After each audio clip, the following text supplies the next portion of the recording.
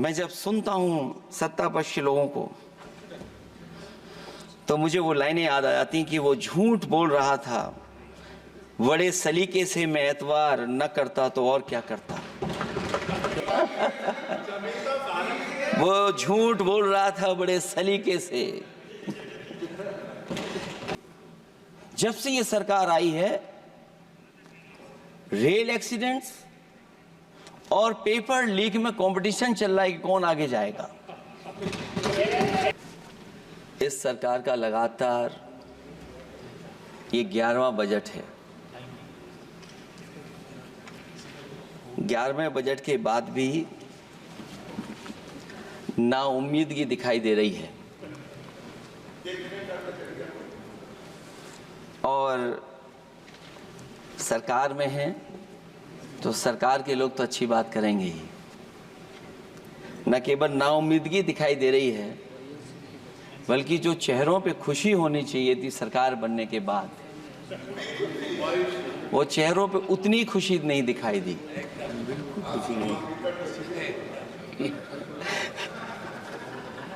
ये 11वें बजट में बेरोजगारों के लिए, युवाओं के लिए, गांव के लिए और उनकी तकलीफ परेशानी का जो मुद्दा है वो 9-2-11 दिखाई दे रहा है मुझे। महंगाई में घर चलाना, बच्चों को पढ़ाना और घर के बड़े बुजुर्गों की दवा इलाज से लेकर के महंगाई का जो सामना करना पड़ रहा है, ये बातें परिवार वाले बखूबी जानते हैं।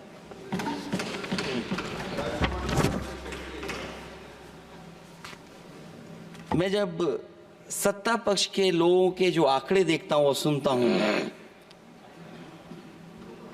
अगर इतना सब कुछ 10 साल में अच्छा हुआ है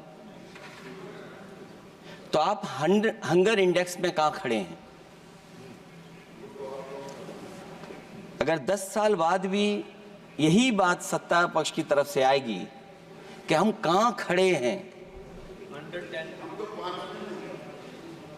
आपने बड़ा सपना दिखाया make in India. Uttar Pradesh जैसे बड़े स्टेट से सबसे ज्यादा लोकसभा के सांसद चुने जाते हैं। हमें कोई बहुत बड़ा प्रोजेक्ट नहीं मिला, कोई बड़ा प्रोजेक्ट नहीं मिला।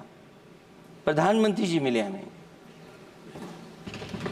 और अगर कोई सभापति महोदय कोई बड़ा प्रोजेक्ट मिला हो 10 साल में, कोई आईआईएम मिला हो, कोई आईआईटी मिली हो और जो ट्रिपल आईटी किसी समय पर उत्तर प्रदेश को मिली थी, क्या उसमें क्या सहयोग सरकार की तरफ से हुआ है? न केवल ये संस्थाएं बल्कि गवर्नमेंट जो एजुकेशन की इंस्टीट्यूशंस हैं वो सेंट्रल की तरफ से कौन सी नई आ गई? मेडिकल के क्षेत्र में कोई बड़ा संस्था आई हो?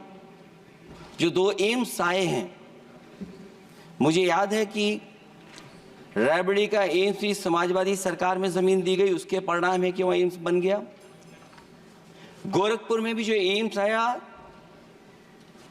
समाजवादी सरकार थी, जमीन दी गई, तब एम्स आया। और जो एम्स आ भी गए हैं अगर वहां 2, क्या उनमें पर्याप्त इलाज मिल पा रहा है? केवल यही नहीं, मेक इन इंडिया सपना तो ये दिखाया गया था कि अगर प्राइवेटाइजेशन हो जाएगा तो नौकरियां मिल जाएंगी। कुछ हद तक तो बहुत सी चीजें प्राइवेटाइज हो गईं, लेकिन नौकरियां कम होती चली गईं। और जो सबसे बड़ा सवाल है, जो पीड़ित परिवार के लोगों को जो हक और सम्मान मिलता है, क्या ये सरकार वो दे पा रही है? टैक्स कलेक्शन में सपना दिखा रहे हैं कि हम यहां पहुंच गए हैं, आखिरकार एक्सपोर्ट क्यों कम होता चला जा रहा है? और हम जो ट्रेड डेफिसिट है उसको कैसे खत्म करेंगे?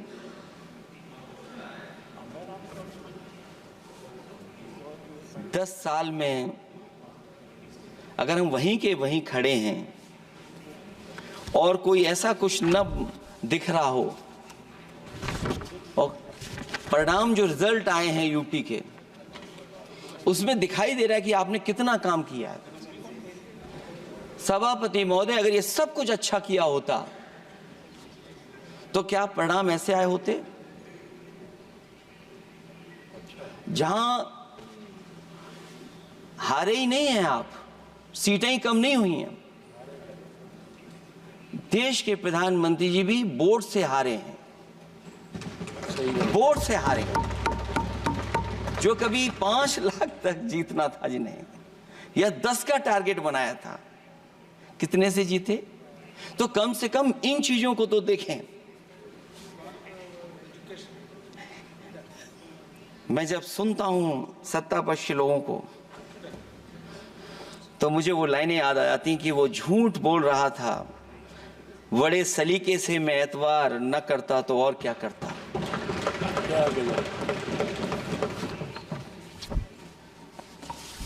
मुझे याद है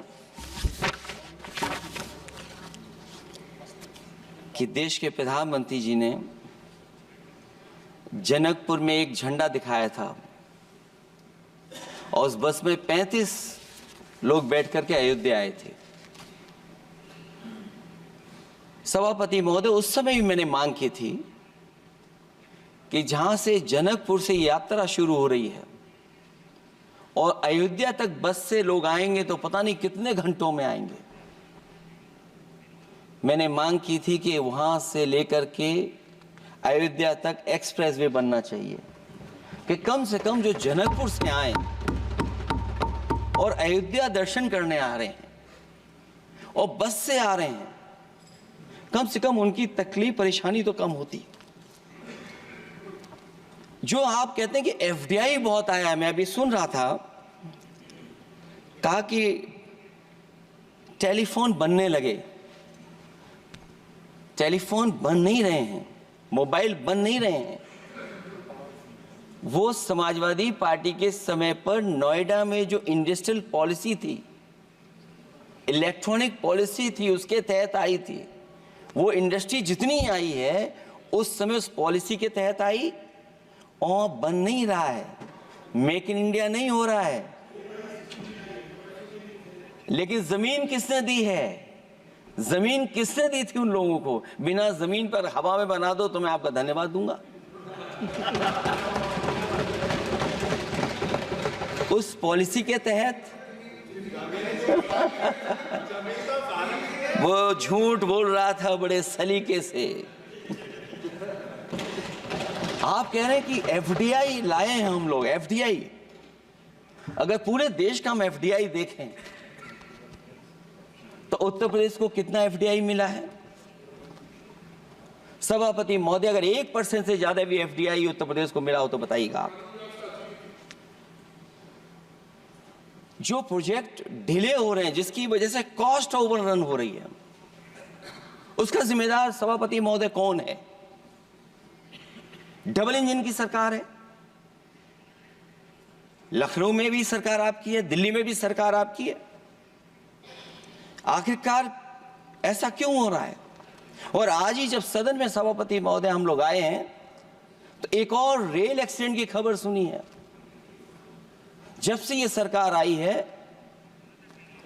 रेल एक्सीडेंट्स और पेपर लीक में कंपटीशन चल रहा है कि कौन आगे जाएगा।